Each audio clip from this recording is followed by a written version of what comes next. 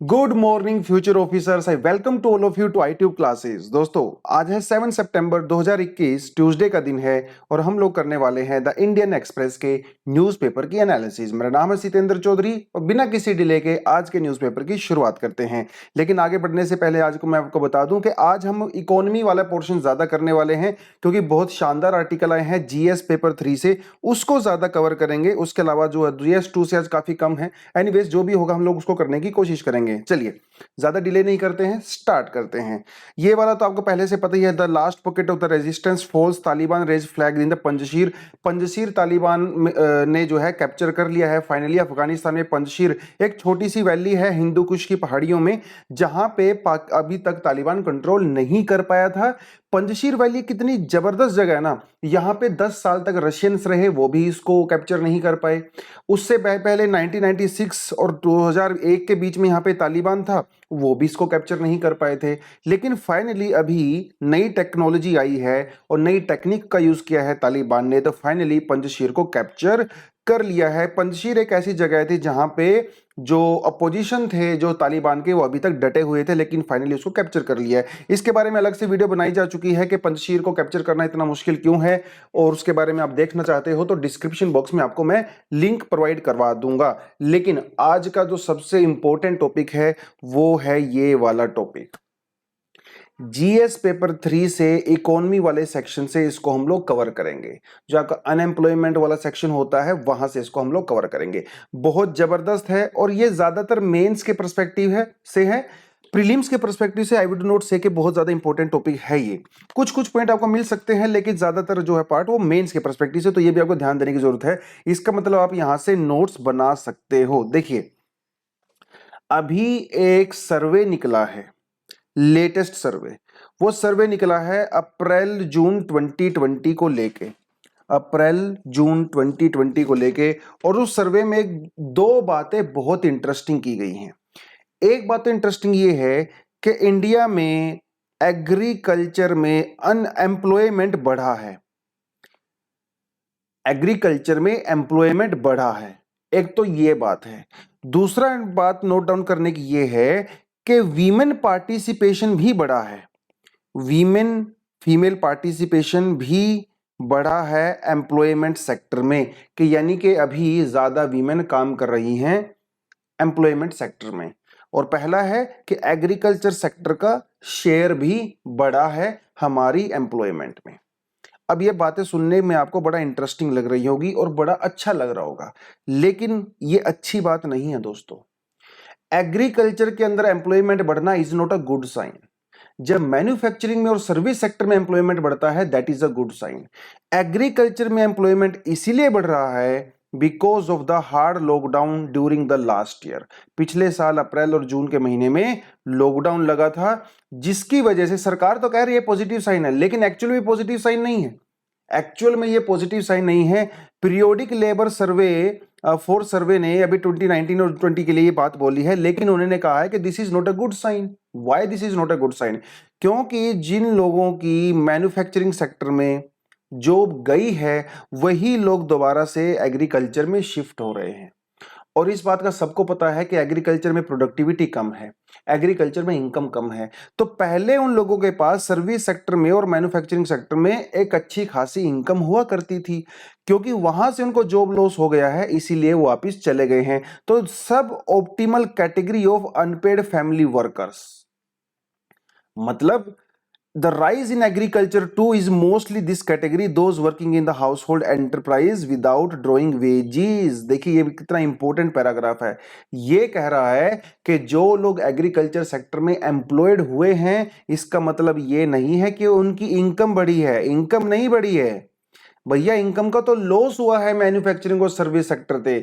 जो agriculture sector में दोबारा से लोग आए हैं ना, वो अनपेड वर्क है, दैट इज अनपेड वर्क।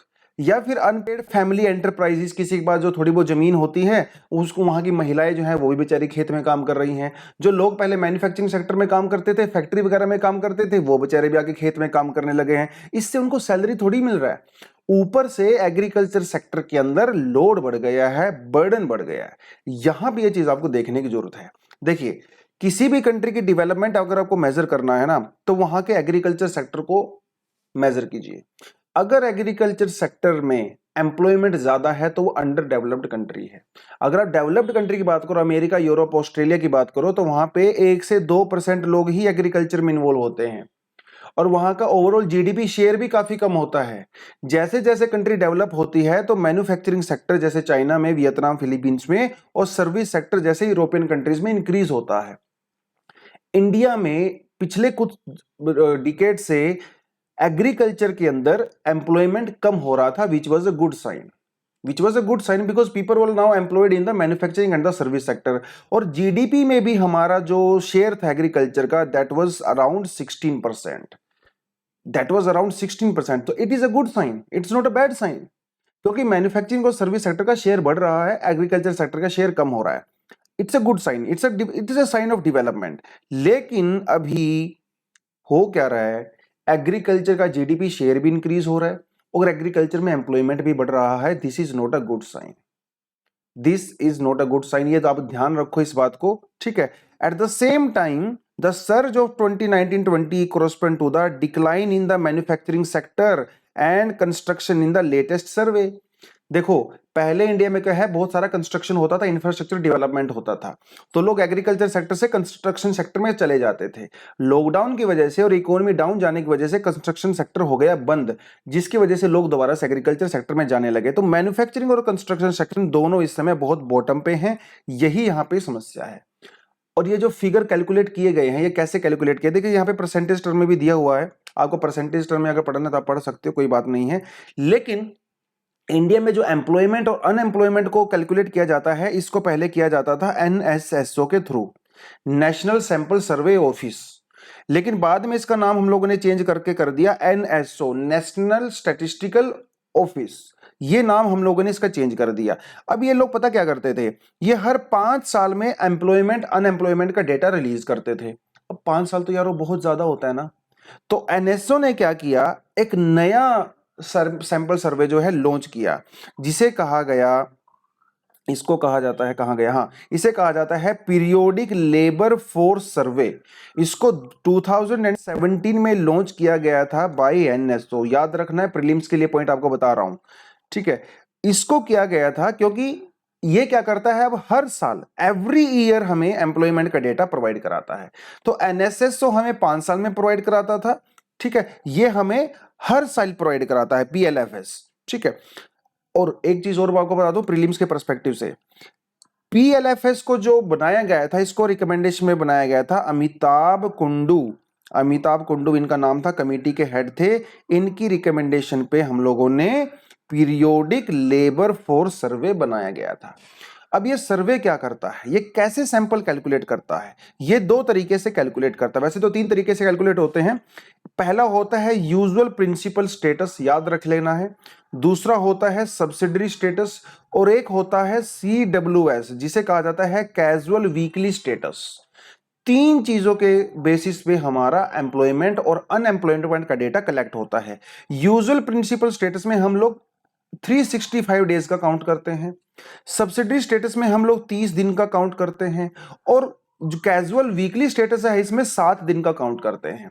तो ग्लोबल जो प्रैक्टिस है वो CWS फोकस करता है। पहले जो एनएसएसओ होता था ना, वो यूजुअल स्टेटस पे काउंट करता था, which is not a good parameter, but now we calculate our employment data on the basis of CWS, casual weekly status, या करंट वीकली स्टेटस भी कह सकते हो, करंट वीकली स्टेटस भी कह सकते हो। ये ग्लोबल प्रैक्टिस के ज्यादा नजदीक है, क्योंकि मोस्टली यूरोपियन कंट्री और दूसरी कंट्री है ना, वो वीकली बेसिस पे ही मेजर करती हैं, ईयरली बेसिस पे मेजर नहीं करती हैं, क्योंकि आजकल लोग ना बहुत जल्दी जॉब चेंज कर लेते हैं, फॉर्मल सेक्टर इंक्रीज हो रहा है, उन सारी वजह से वीकली करना ज्यादा बेनिफिशियल है रादर देन द ईयरली। अब देखिए ये क्या कह रहा है, India had recorded steady decline in the employment in the agriculture sector corresponding to the share of the output over the years। ये हम लोग क्या करते थे, एग्रीकल्चर में हमारा आउटपुट डिक्रीज हो रहा था, लेकिन अभी दोबारा से इंक्रीज होना स्टार्ट हो गया है। देयर हैज बीन इंक्रीज, एक एक वर्ड पे फोकस करो, in the share of employment in the agriculture in 2019-20। 2019-20 में एम्प्लॉयमेंट हमारा एग्रीकल्चर में बढ़ा है, share of agriculture in GDP has declined. GDP में शेयर कम हुआ है क्योंकि प्रोडक्टिविटी नहीं है, एम्प्लॉयमेंट में बढ़ा है। इसका मतलब बहुत सारे लोग जो हैं एग्रीकल्चर सेक्टर में काम तो जरूर कर रहे हैं लेकिन वो कुछ अर्निंग नहीं कर रहे हैं। That is the problem. Between 2004-5 and 2011-12 many exited agriculture to join the construction sector with big push to infrastructure।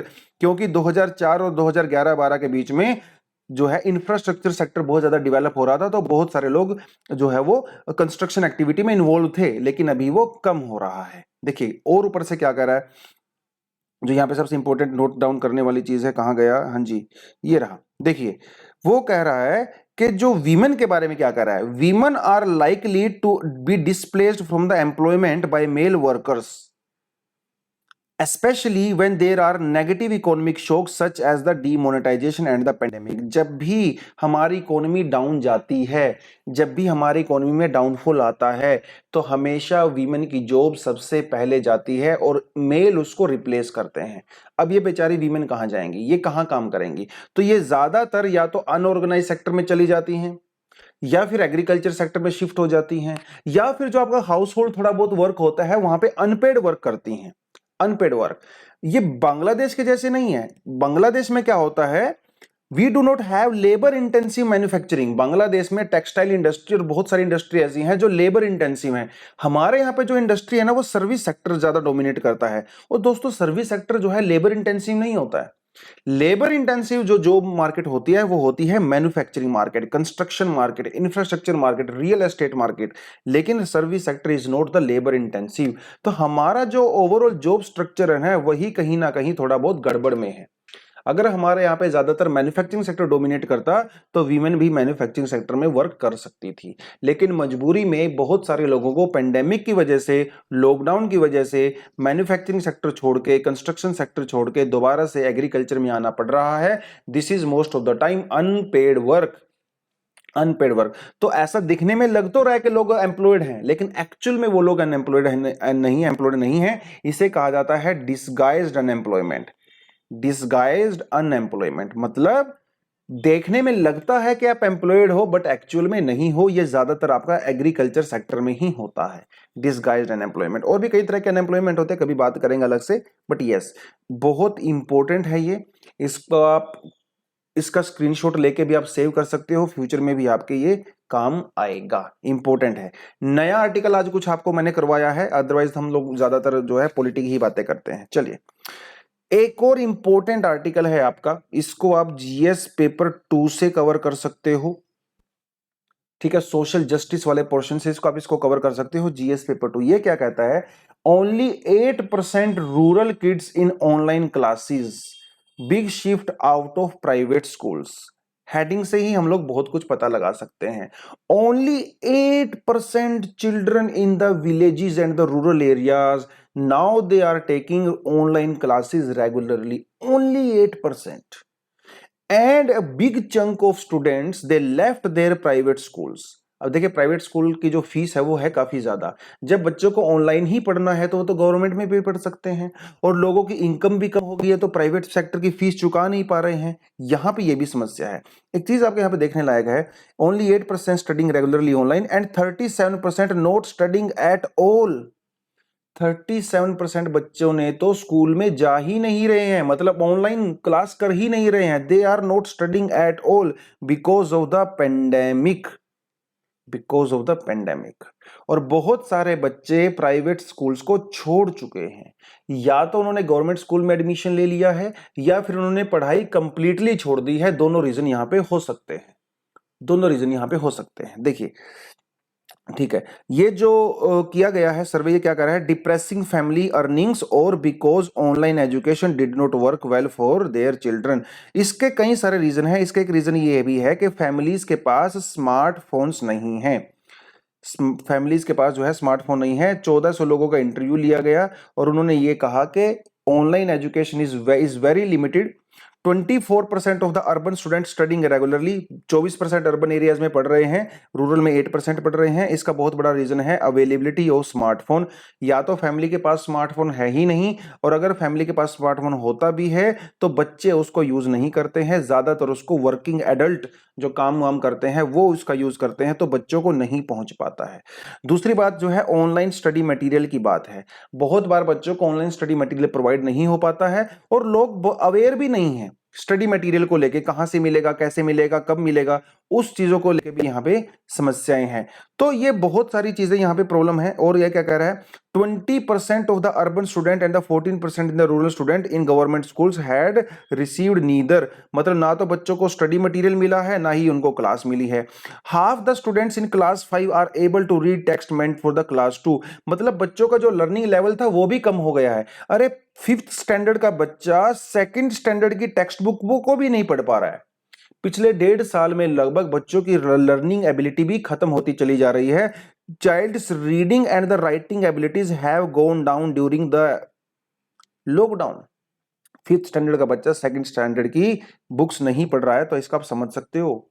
देखिए ये पैराग्राफ को ध्यान देने की जरूरत है, आपकी आंखें खोल देगा। A child who was enrolled in grade 3 before the lockdown, जो बच्चा लॉकडाउन से पहले 3rd क्लास में था, क्योंकि वो लर्निंग एबिलिटी खत्म हो चुकी है उसकी, तो उसका लेवल जा चुका है 2nd स्टैंडर्ड पे, लेकिन उसको प्रमोट किया जाएगा 5th स्टैंडर्ड में। अब समझ रहे हो, अभी जो बच्चा 5th स्टैंडर्ड में है वो 2nd स्टैंडर्ड की बुक भी नहीं पढ़ पा रहा है, क्योंकि वो 3rd स्टैंडर्ड में था जब लॉकडाउन लगा था। उसकी एबिलिटी तो हो गई है कम, लेकिन उसको हम लोगों ने सीनियर क्लास में प्रमोट कर दिया है। ये तो गड़बड़ हो गया ना। अरे भैया, जब आपकी लर्निंग कम हो रही है तो आपको प्रमोट थोड़ी करना चाहिए, यहां भी ये समस्या है। ठीक, तो उसको डिमोट करने के बजाय हम उसको प्रमोट कर रहे हैं। देखिए उसको डिमोट तो कर नहीं सकते, ऐसा तो बोल नहीं सकते बेटा जूनियर क्लास में चले जाओ, लेकिन जो बीच में ये गैप है, जो स्टडी का गैप हुआ, इसको आप कैसे ब्रिज करोगे, इसके लिए सरकार को पॉलिसी बनानी चाहिए। बहुत इंपॉर्टेंट पैराग्राफ है, आप इसको 2-3 बार पढ़िए, आपको चीजें समझ में आएंगी। ठीक है, तो ये था आज का हमारा शुरू का पहला पेज। ठीक है, उसके बाद हम लोग जाते हैं, आज हम लोग इकोनॉमी के कई सारे टॉपिक करने वाले हैं, लेकिन इससे पहले मैंने आपको ट्रिब्यूनल का टॉपिक भी करवाया था। जीएस पेपर 2 से ट्रिब्यूनल का टॉपिक हम लोग कवर करते हैं। जीएस पेपर 2 से कुछ चीजें मैंने आपको बताई थी। इंडिया में जो है एक क्वेश्चन आपके लिए यहां पे मैं पूछता हूं, चलिए तो आपको बता देता हूं, कुछ दूसरा क्वेश्चन पूछूंगा। इंडिया का जो ओरिजिनल कॉन्स्टिट्यूशन था उसमें कहीं भी ट्रिब्यूनल्स मेंशन नहीं थे, कहीं पे भी ट्रिब्यूनल्स मेंशन नहीं थे। 1985 में ट्रिब्यूनल्स को इंट्रोड्यूस किया गया on the recommendation of a committee. You need to tell me the name of the committee जिसकी रिकमेंडेशन पे ट्रिब्यूनल्स को एस्टेब्लिश किया गया था for the first time in India. Tribunal जो है वो क्वासी जुडिशियल बॉडीज होते हैं, कुछ स्पेसिफिक केस में वो अपना जजमेंट सुनाते हैं। सरकार ने क्या किया, अभी बहुत सारे ट्रिब्यूनल्स को बंद कर दिया। देखिए दिखाता हूं आपको, ये सरकार ने ट्रिब्यूनल रिफॉर्म बिल 2021 इंट्रोड्यूस किया गया था, जिसमें ये जो आपको नजर आ रहा है ना आपके सामने, कई सारे ट्रिब्यूनल्स को खत्म कर दिया गया था और इनको हाई कोर्ट्स को ट्रांसफर कर दिया था। लेकिन जो बचे हुए ट्रिब्यूनल हैं अभी भी, उनको सरकार वहां पे अपॉइंट ही नहीं कर रही है, वहां पे चेयरमैन, वहां के मेंबर्स को अपॉइंट नहीं कर रही है, जिसके लिए सुप्रीम कोर्ट ने सरकार को डांट लगाई है। उन्होंने कहा है कि that there is no respect of our judgement in this court, this is what we are feeling, there is a testing the patience of the court. ऐसा सुप्रीम कोर्ट के जज कह रहे हैं। भैया उनको जैसा लग रहा है पढ़ने से उनका दिल टूट गया है। वो सरकार को कह रहे हैं कि यार जब हम लोगों ने जजमेंट दे दिया है तो आप मेरी जजमेंट का रिस्पेक्ट क्यों नहीं कर रहे हो। देखिए क्या नौबत आ गई है, सेंट्रल गवर्नमेंट सुप्रीम कोर्ट के जजेस के जजमेंट की रिस्पेक्ट नहीं कर रही है। क्या कह रहे हैं, वो कह रहे हैं you have made the directing you close down the tribunals and give the power to the high court to take up the matters as third is we are self the appointment of the people. तो अभी बार बार बोलने के बावजूद भी supreme court के central government tribunals में ऑफिसर्स को अपॉइंट नहीं कर रही है। सुप्रीम कोर्ट ने कहा है कि हमारे पास सिर्फ 3 ऑप्शन बचते हैं। पहला ऑप्शन तो यह है कि हम अपने आप ही अपॉइंट कर दें, दूसरा ऑप्शन यह है कि हम आपके ऊपर कंटेंट ऑफ कोर्ट लगा के आपको पनिश कर दें, और तीसरा ऑप्शन यह बचता है कि जो आप ये कानून लेके आए हो हम इस पूरे कानून को ही अनकॉन्स्टिट्यूशनल डिक्लेयर कर दें। क्योंकि आप हमारी रिस्पेक्ट तो कर नहीं रहे हो। और ये ट्रिब्यूनल्स बहुत इंपॉर्टेंट होते हैं, specially National Company Law Tribunal और National Company Law Appellate Tribunal, ये दोनों बहुत ज्यादा इंपॉर्टेंट होते हैं, क्योंकि कंपनीज वगैरह का जो डिस्प्यूट होता है वो इन ट्रिब्यूनल्स में चला जाता है और वहां से उनको एक स्पीडी जस्टिस मिल जाता है। सरकार कह रही है कि जो ट्रिब्यूनल है they are the cornerstone of the government's policy for the reconstruction and rehabilitation of the corporate sector because of the vacancies NCLT and the NCLT can not dispose the matters adherence to the. अरे भैया, जब उनके अंदर officers ही नहीं है तो judgement कैसे आएगा, और जजमेंट नहीं आएगा तो जस्टिस डिले हो जाएगा, जस्टिस डिले हो जाएगा तो उनके साथ इनजस्टिस होगा। तो ये ट्रिब्यूनल्स को लेके जो है यहाँ पे एक समस्या है। एक तो आपको मुझे ये बताना है कि उस कमेटी का नाम क्या है, दूसरा आपने मुझे ये बताना है कि जो कॉन्स्टिट्यूशन के अंदर प्रोविजंस हैं वो हैं 323A और 323B। ये दो ऐसे आर्टिकल हैं जो हमारे ट्रिब्यूनल के साथ डील करते हैं। आर्टिकल 323 क्या करता है, इसमें सिर्फ और सिर्फ सेंटर ही ट्रिब्यूनल्स बना सकता है, और 23B में सेंटर और स्टेट दोनों ट्रिब्यूनल बना सकते हैं। जनरली जो 23A होता है ये एडमिनिस्ट्रेटिव ट्रिब्यूनल्स होते हैं, जो सरकारी नौकरियां वगैरह पे लगे होते हैं ना, पीएसयू, और उनको डील करता है। लेकिन जो ये 323B है ना, ये टैक्सेशन और दूसरे मैटर में भी कवर करता है। तो ये थोड़ा सा ट्रिब्यूनल के बारे में आपको बताया, पुराना आर्टिकल है, पहली बार नहीं करवा रहा हूं, एक रिपीटिंग आर्टिकल है। जो बच्चे रेगुलर देखते हैं एनालिसिस उनको पता होगा, जो नए जुड़े हैं हमारे प्लेटफॉर्म से उनको शायद अभी इसके बारे में थोड़ा कम इंफॉर्मेशन होगी। लेकिन जो भी बच्चे नए आए हैं, अगर आप over a period of time analysis देखते रहोगे तो आपको भी चीजें समझ में आने लगेंगी धीरे धीरे। देखिए, समय लगता है, 2-3 महीने आपको रेगुलर एनालिसिस सुनना पड़ेगा। जब आपके ये टॉपिक बार बार रिपीट होते रहेंगे, आपका बेसिक्स कवर हो जाएगा, करंट अफेयर कवर हो जाएगा। तो जो बच्चे नए हैं हमारे प्लेटफॉर्म पे, चैनल को सब्सक्राइब जरूर करें ताकि आपको ये एनालिसिस रेगुलरली मिल सके। अगर आप इंस्टाग्राम फॉलो करते हैं तो यहाँ पे हमारे पेज का दिया हुआ है लिंक, आप यहाँ पे भी जाके कर सकते हो, ITU classes underscore UPSC. Telegram और व्हाट्सएप का जो है नंबर आपको नीचे दिया हुआ है, ये नंबर दिया हुआ है, आप इससे बेटे टेक्स्ट मैसेज करें, व्हाट्सएप करें, आपको ग्रुप में ऐड कर दिया जाएगा। और जो लोग टेलीग्राम चलाते हैं वो ITU क्लासेस अंडरस्कोर यूपीएससी, इसका लिंक भी आपको दिया हुआ है, इसको जाके ज्वाइन कर सकते हो। आपको डेली न्यूज़पेपर प्रोवाइड कराते हैं, करंट अफेयर प्रोवाइड कराते हैं, daily current affair quiz provide कराते हैं, और भी बहुत सारा मटेरियल आपको वहां पे प्रोवाइड कराया जाता है। तो आप हमारे प्लेटफॉर्म पे वहां पे भी जुड़ें, और अगर आप हमारे एफर्ट्स को सपोर्ट करना चाहते हैं तब आप अपनी कैपेसिटी के अकॉर्डिंग डोनेट भी हमें कर सकते हो। यूपीआई आईडी है, पेटीएम और गूगल पे पे आप हमें सपोर्ट कर सकते हो, ताकि बढ़िया से बढ़िया कंटेंट हम आपके लिए फ्यूचर में भी लेके आते रहें। ठीक है, उसके अलावा एक और यहाँ पे आर्टिकल है, ASER ने सर्वे किया है। ये सर्वे भी एजुकेशन के रिगार्डिंग ही है, लेकिन इस सर्वे को मैं आपको एक्सप्लेन नहीं करूंगा, लेकिन ये हाईली रिकमेंडेड है, हाईली रिकमेंडेड है। आप पढ़ोगे तो इसको समझ में आ जाएगा, क्योंकि हमारे पास समय की कमी है, लेकिन आप इसको जरूर पढ़ना, नोट्स इसके बना सकते हो। फ्यूचर में मेंस में जब आपके पास क्वेश्चंस आएंगे तो आप उसको यहाँ पे कोट कर सकते हो। देखिए, इस टॉपिक आप कंप्लीटली छोड़ सकते हो, ये आपके काम का नहीं है। इस एडिटोरियल के बारे में थोड़ा बहुत आपको बताऊंगा, क्योंकि वायरस के बारे में ऑलरेडी हम लोग बहुत ज्यादा बातें कर चुके हैं, लेकिन थोड़ा सा आपको मैं इसके बारे में बताऊंगा, डोंट वरी। आप इसको भी पढ़ सकते हो। कार्बी एंगलोंग जो है, आसाम का जो हिल एरिया है कार्बी एंगलोंग, वहां पे कुछ सेपरेटिस्ट ऑर्गेनाइजेशंस थी, ठीक है, जिनके साथ जो है सरकार ने अभी एक ट्राइपरटाइट एग्रीमेंट किया है।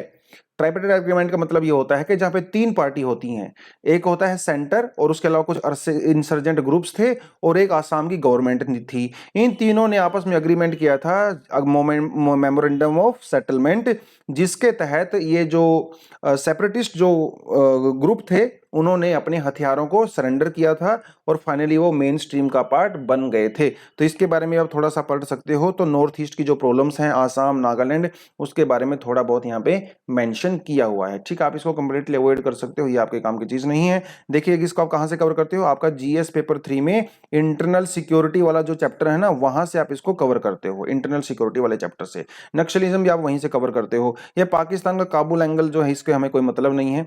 ठीक है, हाँ, अगर आप हिस्ट्री पढ़ना चाहते हो तो GS पेपर 1 से हिस्ट्री वाले पोर्शन से आप इसको कवर कर सकते हो। मोपिला रिबेलियन, म्यूटिनी कहां पे हुआ था, ये हुआ था केरला के अंदर। केरला में दोस्तों पता क्या था, वहां के जो लैंडलॉर्ड थे वो थे मोस्टली हिंदूज और बनिया लोग थे, और वहां पे जो पेजेंट्स लोग थे, जो फार्मर लोग थे, वो थे मोस्टली पुअर मुस्लिम्स। तो जब गांधी जी ने नॉन कोऑपरेशन मूवमेंट चलाया था तो उसमें क्या हुआ, उसमें यह हुआ कि पूरी दुनिया, पूरे कंट्री में जो है लोग खड़े हो गए ब्रिटिशर्स के अगेंस्ट, और यहाँ पे जो ये पुअर फार्मर्स थे, पेजेंट्स थे, इन्होंने लैंडलॉर्ड के अगेंस्ट में वायलेंस किया था। बाद में इसको कम्युनल रंग दे दिया गया, हिंदू मुस्लिम वाला एंगल दे दिया गया। तो उसी के बारे में थोड़ा सा आर्टिकल है, आपको थोड़ा पता होना चाहिए कि म्यूटिनी कब हुई थी, क्या इसका रीजन था। तो अगर आप हिस्ट्री वाले सेक्शन से हो तो ये भी मैं आपको रिकमेंड करता हूं, आप इसको पढ़ोगे तो आपको समझ में आ जाएगा। जीएस पेपर 1 हिस्ट्री वाले पोर्शन से ये कवर करते हो। आप इसको यहाँ पे छोड़ सकते हो, ये कोई मतलब नहीं है इसका पढ़ने का, ठीक है, फालतू में है। उसके अलावा जो हम लोग करने वाले हैं next, that is going to be about the world से हम लोग क्या करेंगे, ये कोई मतलब नहीं है। अमेरिका के अभी भी कुछ लोग वहां पे फंसे हुए हैं, जिसको निकालने के लिए लोग वेट कर रहे हैं। तालिबान उनको परमिशन नहीं दे रहा है, पहली बात तो है ये, ठीक है। तो इसको पढ़ना है तो पढ़ सकते हो, नहीं छोड़ सकते हो। म्यांमार के अंदर क्या प्रॉब्लम हो रही है दोस्तों, म्यांमार के अंदर आपको पता है वहां पे हुआ था मिलिट्री कूप। फरवरी के महीने में वहां की मिलिट्री ने वहां की डेमोक्रेटिकली इलेक्टेड गवर्नमेंट को कैप्चर कर लिया था, और वहां पे मिलिट्री ने अपना कंट्रोल कर लिया था। मिलिट्री वहां पे अपने ही लोगों के ऊपर बहुत ज्यादा अत्याचार कर रही है। उसके विरोध में एशियान ने कहा था कि देखिए भैया, आप ऐसा करिए, सीज फायर कर लीजिए, अभी आप वायलेंस वहां पे मत कीजिए, क्योंकि एशियन कंट्री चाहती हैं कि वहां पे लोगों को मदद पहुंचे, ह्यूमैनिटेरियन वहां पे मदद पहुंचे। Association of the south east Asian, आप मुझे ये बता दो कि एशियन का हेडक्वार्टर कहां पे है, क्योंकि ऑलरेडी हम लोग पहले कर चुके हैं इसको। बताओ मुझे इसका हेडक्वार्टर कहां पे है, और ये भी बता दो ये कब एस्टेब्लिश हुआ था, year of establishment of Asian countries, कौन कौन सी कंट्री एशियन के अंडर में है। अगर आपने ये भी बता दिया तो मेरी तरफ से आपको पक्का गिफ्ट मिलने वाला है, ठीक है। एशियन के अंदर कौन कौन सी कंट्री है, इसका हेडक्वार्टर, ये मैं आपको इसलिए नहीं बता रहा हूं क्योंकि ऑलरेडी मैं आपको ये करवा चुका हूं। अगर आप रेगुलरली देखते हो तो आप उसको आइए, अगर आप रेगुलरली नहीं देखते हो, फर्स्ट टाइम आए हो, तो इसका आंसर मैं आपको कल वाली एनालिसिस में दूंगा, ठीक है। कल इसका आंसर आपको मिल जाएगा अगर नए बच्चे हो तो। एशिया ने इनको कहा था कि आप सीज फायर कीजिए और वहां पे लोगों को मत मारिए, ताकि वहां पे लोगों को ह्यूमैनिटेरियन ग्राउंड पे उनको खाने पीने का सामान, हेल्थ वो सब फैसिलिटी उनको पहुंच सके, ऐसा उन्होंने बोला था, ठीक है। चलिए अगला जो हम करते हैं एक्सप्लेन सेक्शन से करते हैं। बहुत ब्रीफली बताता हूं, इकोनॉमी की बहुत सारी टर्म्स यहाँ पे यूज होती हैं, लेकिन थोड़ा सा आपको बताने की कोशिश करूंगा। देखिए, लॉकडाउन के समय में हमारी इकोनॉमी चली गई थी बहुत ज्यादा बॉटम में। अब धीरे धीरे जब लॉकडाउन ओपन हो रहा है, लोगों को वैक्सीनेशन मिल रही है, इंडस्ट्री धीरे धीरे खुलना शुरू हुई है, तो हमारी इकोनॉमी ने थोड़ा सा इकोनॉमिक रिकवरी करना स्टार्ट किया है। अब इकोनॉमिक रिकवरी जो है कई तरह की हो सकती है। देखिए, एक होती है एल शेप रिकवरी, एक होती है वी शेप रिकवरी, और एक होती है के शेप रिकवरी। ये तीन मैं आपको शेप बता देता हूं, यही मेरा बेसिक पर्पस है। डिटेलिंग में हम लोग ऐसा सच नहीं जाएंगे।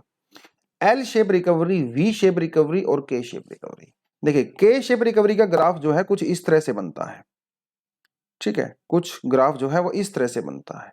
अब इसमें जो एक सेक्टर होता है वो तो बहुत अच्छा ग्रो करता है, लेकिन दूसरा सेक्टर होता है वो काफी खराब ग्रो करता है, मतलब ग्रो नहीं करता। जैसे हमारी इकोनॉमी अभी डाउन हुई, जैसे ही लॉकडाउन खुलने लगा तो आईटी सेक्टर ने तो ग्रो किया, आईटी सेक्टर ने ग्रो किया, मैन्युफैक्चरिंग सेक्टर ने ग्रोथ नहीं किया।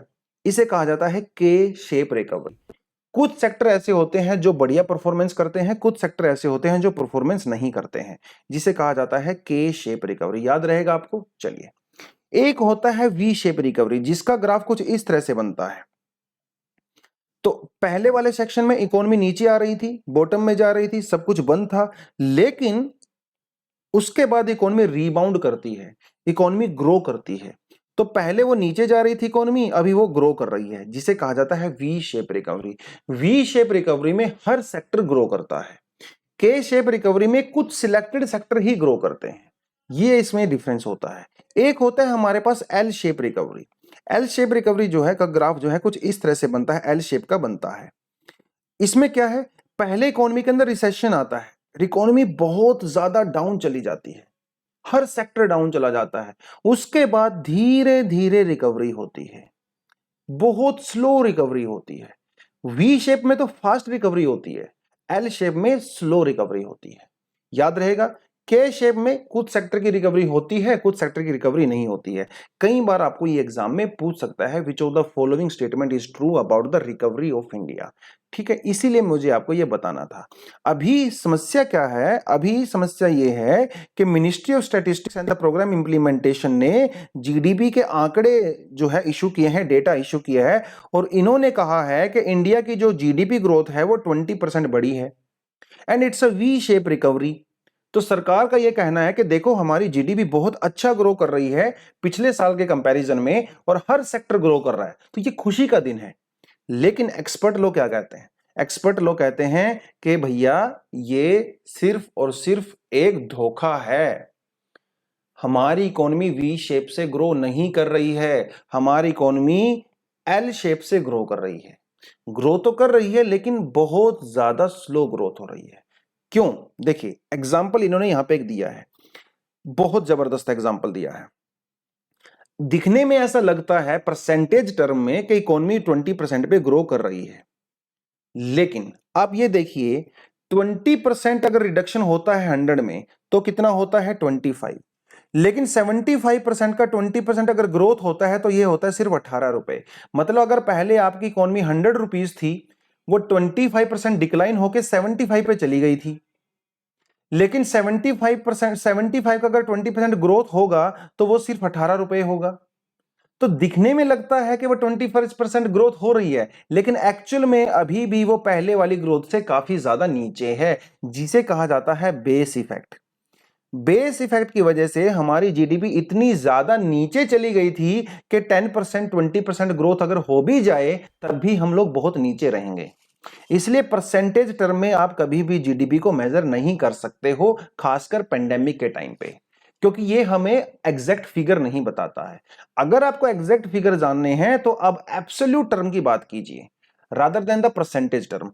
एब्सोल्यूट टर्म में कोविड से पहले हमारी जीडीपी थी 40 लाख करोड़ रुपए, बाद में यह चली गई थी 32 लाख करोड़ रुपए। तो 8 लाख करोड़ रुपए हमारी जीडीपी नीचे चली गई थी, विच इज 24% डिक्लाइन। अगर हमारी जीडीपी अभी 7% के हिसाब से भी ग्रो करती है, तब भी 2024-25 तक आते आते हमारी इकोनॉमी सिर्फ और सिर्फ 39 लाख करोड़ रुपीस होगी। मतलब अभी हमारी इकोनॉमी को अगर 7% से ग्रो होती है तो रिकवरी होने में अभी 4-5 साल लग जाएंगे। तो ये स्लो ग्रोथ है, एल शेप ग्रोथ है दोस्तों, वी शेप ग्रोथ नहीं है। परसेंटेज टर्म में अगर आप देखोगे तो आपको लगेगा अरे यार बहुत मजा आ गया, 20% पे ग्रोथ हो रही है। लेकिन एब्सोल्यूट टर्म में देखोगे तो this is not a growth. तो इसलिए सरकार लोगों को परसेंटेज टर्म में बताती है, एब्सोल्यूट टर्म में नहीं बताती है, क्योंकि परसेंटेज टर्म में फिगर अच्छे लगते हैं, सरकार को वोट मिलता है, सरकार की वाहवाही होती है, अप्रिसिएशन मिलता है। लेकिन सरकार को यह नहीं बताती कि एब्सोल्यूट टर्म में अभी हमारी इकोनॉमी को अभी पहले वाले लेवल पे आने में कम से कम 2024-25 का समय लगेगा, है ना। यही इसीलिए बात है, दैट इज वाई इंडिया का जो इकोनॉमी ग्रोथ है that is L shape not the V shape. इसीलिए जो आंकड़े सामने आए हैं वो बता रहे हैं कि इंडिया में अनएम्प्लॉयमेंट बढ़ रहा है, लोग एग्रीकल्चर सेक्टर में जा रहे हैं और एग्रीकल्चर सेक्टर में उनकी इनकम ग्रोथ नहीं होती है, बल्कि एग्रीकल्चर सेक्टर के ऊपर बर्डन हो जाता है। और ऊपर से farm law and all that, वो तो आपको पता ही है, उसके बारे में तो क्या ही बताएं, ठीक है। ये यहाँ पे थोड़ी सी समस्या है। उसके अलावा एक आर्टिकल और आपको रिकमेंड करता हूं, वो है code of conduct plan for the COC. अगर आपको समझ में आए तो पढ़ लेना, समझ में नहीं आए तो इसको छोड़ देना, कोई ज्यादा जरूरी नहीं है। बट थोड़ा अगर इकोनॉमी समझ में आती है तो आप इसको पढ़ सकते हो। आईबीसी जो कोड था हमारे पास, इंसॉल्वेंसी एंड बैंक्रप्सी कोड, उसके बारे में ये दिया हुआ है। फ्यूचर में इसके बारे में कोई एक्सप्लेन्ड सेक्शन आएगा तो मैं आपको करवाऊंगा, क्योंकि एक दिन में ज्यादा इकोनॉमी वाले अगर आप आर्टिकल करोगे तो भैया फिर हो जाएगा दिमाग खराब, है ना, दिमाग स्टैग्नेशन हो जाएगा। इसलिए आज मैंने इकोनॉमी वाले सेक्शन के टॉपिक ज्यादा लिए हैं और फ्यूचर में भी मैं कोशिश करूंगा इकोनॉमी वाले सेक्शन को ज्यादा कवर करें, क्योंकि पॉलिटी वाले सेक्शन को तो हम लोग कवर करते ही रहते हैं, तो वो तो सेक्शन आपको ऑलरेडी काफी स्ट्रॉन्ग हो गया है। Why Apple post roll out of the software to scan the child abuse pics. Apple एक सॉफ्टवेयर लॉन्च करने वाला था जिसमें वो लोगों के मैसेज को स्कैन कर सकता था, उनकी फोटोज को स्कैन कर सकता था, और अगर कोई फोटो कोई मैसेज अगर वो चाइल्ड सेक्स को अगर वो प्रमोट करता है तो उसको वो बैन बंद कर सकते हैं। लेकिन एप्पल ने डिसाइड किया है कि वो इसको रोल आउट नहीं करेंगे, क्योंकि इससे राइट टू प्राइवेसी को खतरा होता है, ठीक है। वही था आर्टिकल। अगली जो बात करता है वायरस अमंग अस। देखिए भैया सीधी सी बात है, वायरस हमारे बीच में रहने वाला है, ये कहीं नहीं जाएगा। जैसा कि पिछले बहुत सारे एग्जांपल से हम लोग देख चुके हैं, बात यह है कि हर्ड इम्यूनिटी हम लोगों को मिली नहीं। अगर किसी को वैक्सीन मिल भी जाती है तो भी उस पर्सन की जो इम्यूनिटी है वो थोड़े समय के बाद खत्म हो जाती है। तो इसलिए आपको शायद थर्ड डोज की रिक्वायरमेंट भी पड़ेगी। हो सकता है आपको फ्यूचर में फोर्थ डोज, फिफ्थ डोज की रिक्वायरमेंट भी पड़े। हो सकता है फ्यूचर में आपको हर साल एक डोज का अलग से बूस्टर डोज लेना पड़े। पहली बात तो है ये। इन्होंने एग्जाम्पल दिया है इसराइल का। ये कह रहे हैं कि इसराइल में मोस्टली लोगों को वैक्सीन लग चुकी थी, उसके बावजूद भी वहां पे अभी थर्ड वेव चल रही है। इसका रीजन क्या है? इसका रीजन ये है कि जो नए वेरिएंट आ रहे हैं वहां पे ब्रेक थ्रू इन्फेक्शन हो रहा है। ऑलरेडी जिन लोगों को वैक्सीन लग चुकी है उनको दोबारा से इन्फेक्शन हो रहा है। हाँ, एक बात तो है कि वैक्सीन लगवाने से डेथ रेट कम हो जाता है, लेकिन वैक्सीन लगवाने का मतलब ये बिल्कुल भी नहीं है कि वायरस खत्म हो जाता है।